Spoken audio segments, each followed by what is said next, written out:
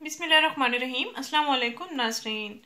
सर्दियों में हाथों और पाँव की रंगत निखारने का कुदरती इलाज। बेरौनक हाथों और खुरदरे हाथों और पाँव को खूबसूरत और नरम मुलायम बनाने का बेहतरीन नुस्खा।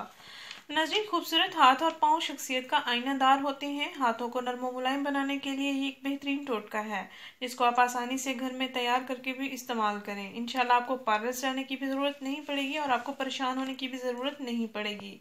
अक्सर सर्दियों में हाथों और पाँव की जिल्द खुश्क और रफ हो जाती है। लड़कियां परेशान होती हैं, हाथों पर बुढ़ापे के असरात इनको परेशान कर देते हैं, हाथों पर झुर्रियां बन जाती हैं और हाथ और पाँव उम्र की अक्कासी करते हैं। इन तमाम परेशान लड़कियों के लिए ये एक तोहफा है। इस टोटके के जरिए वो अपनी परेशानी को ख़त्म कर सकते हैं।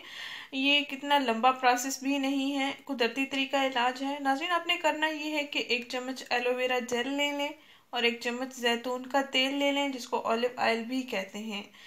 अक्सर लड़कियां कमेंट्स करती हैं कि ऑलिव ऑयल से स्किन ब्लैक हो जाती है। ऐसा नहीं है, ये जिल्द के लिए बहुत मुफीद तेल है। इसको आप ज़रूर आजमाया करें।